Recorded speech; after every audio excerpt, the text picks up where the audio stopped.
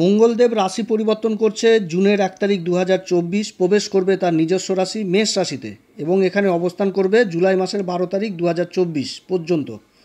মঙ্গলদেবের এই রাশি পরিবর্তনে বৃশ্চিক রাশির উপর কী প্রভাব পড়বে আজকে এই বিষয়ে বিশদ আলোচনা করব। মঙ্গল হচ্ছে তেজ, মঙ্গল হচ্ছে ক্রোধ, মঙ্গল হচ্ছে অহংকার, মঙ্গল হচ্ছে জেদ, মঙ্গল হচ্ছে ঊর্জা, মঙ্গল হচ্ছে আবার সেলফ কনফিডেন্ট।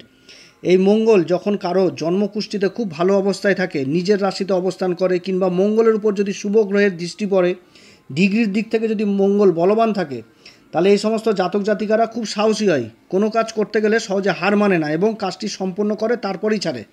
আবার যদি মঙ্গল জন্মকুষ্ঠিতে খুব খারাপ অবস্থায় থাকে, পাপী গ্রহ দ্বারা দৃষ্ট হয়, ডিগ্রির দিক থেকে কম হয়, এই সমস্ত জাতক জাতিকারা খুব ভীতু প্রকৃতির হয়, সহজে হার মেনে যায়, নিজের সাহসের পরিচয় দিতে পারে না। আবার এরা কিন্তু রক্তজনিত সমস্যাতেও ভোগে। মঙ্গল হচ্ছে অগ্নিতত্ত্ব, অর্থাৎ ফায়ার। যে কোনো উৎপাদন করতে গেলে কলকারখানাতে কিন্তু অগ্নির প্রয়োজন হয়। আবার আমাদের দেহের রক্তের কারক কিন্তু এই মঙ্গল। মঙ্গল যখন নিজের রাশিতে কেন্দ্রে অবস্থান করে তখন রুচক নামক পঞ্চমহাপুরুষ রাজযোগ তৈরি করে। পঞ্চমহাপুরুষ রাজযোগের মধ্যে রুচক রাজযোগ হচ্ছে সবথেকে শক্তিশালী এবং সর্বশ্রেষ্ঠ রাজযোগ হিসাবে গণ্য করা হয়।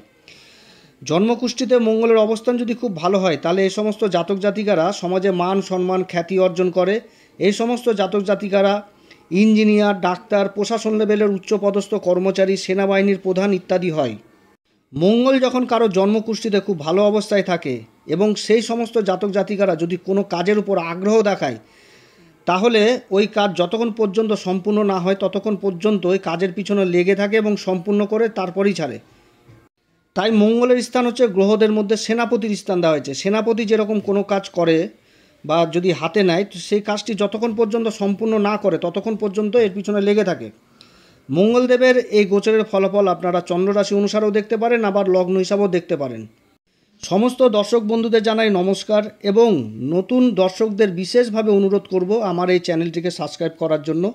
এই চ্যানেলের সঙ্গে থাকুন, জ্যোতিষীয় সম্পর্কিত অনেক তথ্য জানতে পারবেন এবং নিজের কুষ্টি নিজেও দেখা শিখতে পারবেন। তাই বিশেষভাবে অনুরোধ করছি চ্যানেলটি সাবস্ক্রাইব করার জন্য। গ্রহের গোচর সম্পূর্ণভাবে নির্ভর করে জাতকের জন্মকুষ্ঠির গ্রহের দশা এবং গ্রহের অবস্থানের উপর।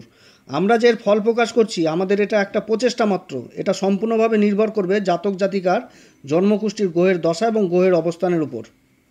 বৃশ্চিক রাশির ক্ষেত্রে গ্রহদের অবস্থান হচ্ছে এইরূপ। রাশির চতুর্থ ঘর যেটা কুম্ভ রাশি, এইখানটাতে অবস্থান করছে শনিদেব। শনিদেব দ্বারা তৈরি হয়েছে বৃশ্চিক রাশির ক্ষেত্রে শশ নামক পঞ্চমহাপুরুষ রাজযোগ। আর বর্তমানে শনিদেব দেবগুরু বৃহস্পতির নক্ষত্র পূর্বা ভাদ্রপদে অবস্থান করছে। রাশির পঞ্চম ঘর যেটা মীন রাশি, এখানে অবস্থান করছে রাহুদেব। রাশির ষষ্ঠ ঘরে অবস্থান করছে মঙ্গল নিজের স্বরাশি মেষ রাশিতে। রাশির সপ্তম ঘরে অবস্থান করছে দেবগুরু বৃহস্পতি। সূর্যদেব এখানে 15 তারিখ পর্যন্ত থাকছে, তারপরে আবার রাশি পরিবর্তন করবে। এইখানে অবস্থান করছে বুধ, 14 তারিখ পর্যন্ত অবস্থান করছে, তারপরে আবার রাশি পরিবর্তন করবে। এখানে আবার অবস্থান করছে স্বরাশি শুক্র, নিজের রাশি বৃষ রাশিতে অবস্থান করছে, এখানে 12ই জুন পর্যন্ত অবস্থান করবে।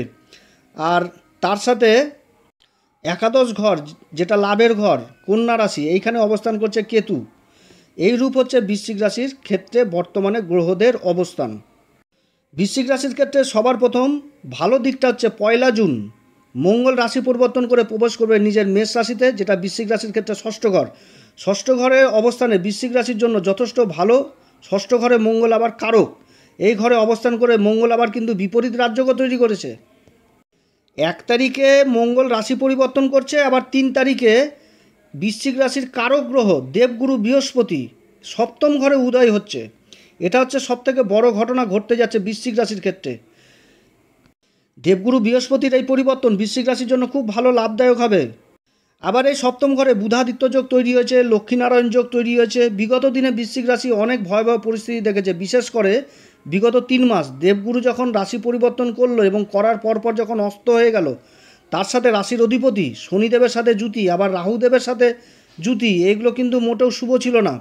কিন্তু এবার যে পরিবর্তনটা ঘটছে মঙ্গলের এবং অন্যান্য গ্রহদের যে অবস্থান, তাতে ভালোর দিকে এগোতে যাচ্ছে বৃশ্চিক রাশি। পঞ্চম ঘরে যখন মঙ্গল অবস্থান করছিল, রাশির অধিপতি যখন পঞ্চম ঘরে অবস্থান করে, শাস্ত্র বলে ভালো ঘটনা, ভালো জিনিস। কিন্তু অবস্থানটা ছিল কার সাথে? রাহুর সাথে। তো যতটা ভালো রেজাল্ট আশা করছিল সে কিন্তু ততটা কিন্তু হচ্ছিল না। বিগত কয়েক মাসের পর এবার ভালো ভালো যোগ তৈরি হচ্ছে বৃশ্চিক রাশির ক্ষেত্রে। এই সময় যদি এই রাশির জাতক জাতিকাদের দশা অন্তর্দশা ভালো চলে, তাহলে মঙ্গলের এই ষষ্ঠ ঘরে অবস্থান অনেক কিছু দিবে বৃশ্চিক রাশিকে।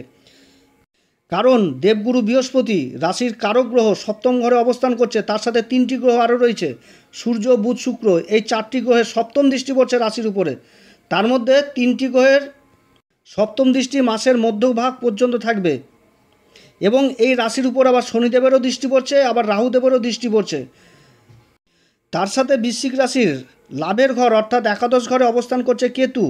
কেতুর উপর আবার দেবগুরু বৃহস্পতির পঞ্চম দৃষ্টি পড়ছে। তাহলে কেতুর সাথে দেবগুরুর কিন্তু নবম পঞ্চম যোগ তৈরি হলো, এবং এই রাশির অধিপতি মঙ্গলদেবের অষ্টম দৃষ্টি পড়ছে আবার নিজের রাশিতেই, অর্থাৎ নিজের ষষ্ঠ ঘরে অবস্থান করে নিজের রাশি বৃশ্চিক রাশিকে কিন্তু মঙ্গল দেখছে।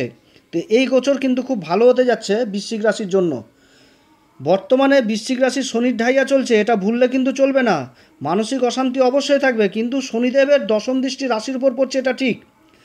কিন্তু শনিদেব বর্তমানে দেবগুরু বৃহস্পতির নক্ষত্র পূর্বা ভাদ্রপদে অবস্থান করছে, আর দেবগুরু বৃহস্পতি এই মাসের 3 তারিখে অস্ত থেকে উদয় হচ্ছে। তাহলে শনিদেবের নক্ষত্রে শনিদেব এই দেবগুরু বৃহস্পতির নক্ষত্রে বসে রাশির উপর দৃষ্টি দিচ্ছে, আবার উদয় গুরুর দৃষ্টি সপ্তম দৃষ্টি এই রাশির উপর পড়ছে।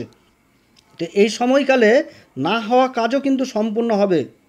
আবার যখন চন্দ্রদেব এই সপ্তম ঘরে প্রবেশ করবে তার উচ্চ রাশি এই বৃষ রাশিতে, তখন চন্দ্রদেবেরও কিন্তু আবার সপ্তম দৃষ্টি এই রাশির উপর পড়বে। তাহলে 7টি গ্রহের প্রভাব এই বৃশ্চিক রাশির উপর পড়বে। এই মঙ্গলদেবের গোচর বৃশ্চিক রাশির জন্য অনেক কিছু ভালো করতে যাচ্ছে। রাশির পঞ্চম ঘরের অধিপতি দেবগুরু বৃহস্পতি রাশির উপর দৃষ্টি পড়ছে। সাংসারিক জীবনে সুখ শান্তি বজায় থাকবে, দাম্পত্য জীবন সুখের হবে। এই সময় বাড়ির পরিবেশে সুখের আবহাওয়া বইবে। মঙ্গলদেবের 3টি দৃষ্টি, চতুর্থ দৃষ্টি পড়ছে ভাগ্যের ঘর, এখানে রাশির অধিপতির কিন্তু নিজ দৃষ্টি পড়ছে। আবার রাশির দ্বাদশ ঘর যেটা তুলা রাশি, এখানে মঙ্গলদেবের সপ্তম দৃষ্টি পড়ছে। রাশির উপর আবার মঙ্গলদেবের অষ্টম দৃষ্টি পড়ছে, অর্থাৎ নিজের রাশিকে নিজেই দেখছে। এই সময় মানসিক ঊর্জা যথেষ্ট থাকবে, একটা হিম্মতি স্বভাব আসবে। পঞ্চমেশের প্রভাব রাশির উপর পড়ছে, তো এই সময় ভাগ্য যথেষ্ট সঙ্গ দিবে বৃশ্চিক রাশির। বৃশ্চিক রাশির পিতামাতারা যারা সন্তানদের নিয়ে যারা দুশ্চিন্তা করছিলেন, তারা কিন্তু এবার চিন্তামুক্ত হবে। এই সময় ছাত্রছাত্রীদের পড়াশোনাতে যথেষ্ট মন বসবে। যারা ব্যবসা বাণিজ্য করছেন তাদের ব্যবসা বাণিজ্য যথেষ্ট উন্নতি হবে। যারা চাকরিজীবী তাদেরও যথেষ্ট ভালো সময় এই সময় রোজগার আয় ইনকাম যথেষ্ট বৃদ্ধি পাবে এবং সেভিংস জিনিসটা করতে পারবে। দেবগুরু বৃহস্পতি উদয় হচ্ছে সপ্তম ঘরে। দেবগুরু বৃহস্পতি বৃশ্চিক রাশির ক্ষেত্রে ধনসম্পত্তির ঘরের অধিপতি এবং পঞ্চম ঘরের অধিপতি হয়ে সপ্তম ঘরে অবস্থান করছে, এবং তার সাথে উদয় হচ্ছে এবং তার সপ্তম দৃষ্টি রাশিতেই পড়ছে। এই সময় শত্রুরাও আপনার ধারে পাশে ভিড়তে পারবে না। যারা ইম্পোর্ট এক্সপোর্টের ব্যবসা বাণিজ্য করছেন, যারা বিদেশে কর্মসূত্র সেটেল হয়েছেন বা বিদেশে যাওয়ার চেষ্টা করছেন, তাদের এই সময় গ্রিন কার্ড, ভিসা ইত্যাদি পাবেন। এই সময় বিদেশি কাজকর্মে যথেষ্ট ভালো হবে। এই সময়কালে যারা উচ্চশিক্ষার জন্য বাইরে যাওয়ারও চেষ্টা করছেন তাদেরও যাত্রা হবে। এই সময় ব্যবসা বাণিজ্য খুব ভালো উন্নতি হবে। যারা পার্টনারশিপে ব্যবসা বাণিজ্য করছেন তাদের জন্যই কিন্তু এই সময়টা যথেষ্ট ভালো সময়। এই সময় সমাজে মান সম্মান যথেষ্ট বাড়বে। ভূমি সংক্রান্ত যত রকম সমস্যা রয়েছে তার সুষ্ঠু সমাধান হবে। আবার মাসের মধ্যভাগে 3টি গ্রহ পরিবর্তন করবে, যেমন বুধ, শুক্র, সূর্য, এরা কিন্তু অষ্টম ঘরে প্রবেশ করবে। সে সময় কিন্তু আবার একটা বিশেষ আলোচনা করব। তবে যে অবস্থায় হোক বৃশ্চিক রাশির জন্য কিন্তু ভালো সময় হচ্ছে এই সময়কাল। বৃশ্চিক রাশির ক্ষেত্রে সবথেকে ভালো দিকটা হচ্ছে এই মঙ্গলের গোচরকালে একসাথে 4টি গ্রহ নিজের রাশিতেই অবস্থান করবে। জ্যোতিষশাস্ত্র বলে গ্রহ যখন নিজের ঘরে অবস্থান করে তখন কিন্তু ভালো ফল দেয়। শনিদেব অবস্থান করছে বৃশ্চিক রাশির চতুর্থ ঘরে নিজের রাশি কুম্ভ রাশিতে, তৈরি করেছে শশ নামক পঞ্চমহাপুরুষ রাজযোগ। মঙ্গলদেব নিজের রাশিতেই অবস্থান করে তৈরি করছে প্রবল শত্রু হন্তাযোগ, এবং তার সাথে নিজের রাশিকেই দেখছে। শুক্রদেব 12 তারিখ পর্যন্ত নিজের রাশি বৃষ রাশিতে অবস্থান করছে এবং রাশির উপর দৃষ্টি দিচ্ছে। বুধের সাথে যোগ হয়ে তৈরি করছে লক্ষ্মীনারায়ণ যোগ। 2 গুরু দেবগুরু বৃহস্পতি এবং শুক্রদেবের মিলিত সপ্তম দৃষ্টি পড়ছে আবার রাশির উপর। আবার এই মাসের মধ্যভাগে বুধ আবার রাশি পরিবর্তন করে প্রবেশ করবে মিথুন রাশিতে। এখানেও তৈরি হবে কিন্তু বিপরীত রাজযোগ। অষ্টম ঘরে শুক্রদেবেরও রাশি পরিবর্তন করে তৈরি হবে বিপরীত রাজযোগ। আবার এই ঘরেই তৈরি হচ্ছে কিন্তু আবার অষ্টম ঘরে তৈরি হবে বুধাদিত্য যোগ প্লাস লক্ষ্মীনারায়ণ যোগ। এতগুলো ভালো ভালো যোগ তৈরি হচ্ছে বৃশ্চিক রাশির ক্ষেত্রে। অতএব আমার যা মনে হচ্ছে তাতে বিগত দিনে যে লোকসানগুলো বৃশ্চিক রাশির হয়েছিল এই গোচরকালে সেই লোকসানগুলো পরিপূর্ণ হয়ে লাভের দিকে যাবে। এই গোচরকালের শুভফল পেতে হলে আমি একটাই কথা বলবো, বৃশ্চিক রাশির জাতক জাতিকাদের তারা প্রত্যেক দিন হনুমান চল্লিশা পাঠ করবেন, হনুমান চল্লিশা পাঠ করবেন, বজরংবলীর দর্শন করবেন এবং হনুমান চল্লিশা পাঠ করার আগে শ্রীরাম সীতার প্রণাম মন্ত্র অবশ্যই করবেন। অতএব প্রিয় দর্শক বন্ধুরা, আজকে এতটুকুই। এরপরে আবার বৃশ্চিক রাশির সম্বন্ধে আবার এরপরে নতুন পর্ব নিয়ে আসব। আমার খুব ভালো লাগছে বৃশ্চিক রাশির সম্বন্ধে এত ভালো ভালো কথা বললাম। সত্যি এই রাশির জাতক জাতিকারা খুব সমস্যায় ছিল। আগামী দিনগুলো বৃশ্চিক রাশির যথেষ্ট ভালো হবে, ধৈর্য ধরুন, সময় ঠিক পরিবর্তন হবে, ভালো সময় অবশ্যই আসবে। যদি আমার এই পরামর্শ সত্যি কার্যকরী মনে হয় আপনাদের কাছে, তাহলে আমার এই চ্যানেলটিকে অবশ্যই সাবস্ক্রাইব করবেন, পাশে থাকা বেল আইকনটি প্রেস করবেন, তাতে আমাদের সমস্ত ভিডিও আপনাদের কাছে সহজে পৌঁছে যাবে। আপনারা সবাই ভালো থাকেন। নমস্কার, ধন্যবাদ।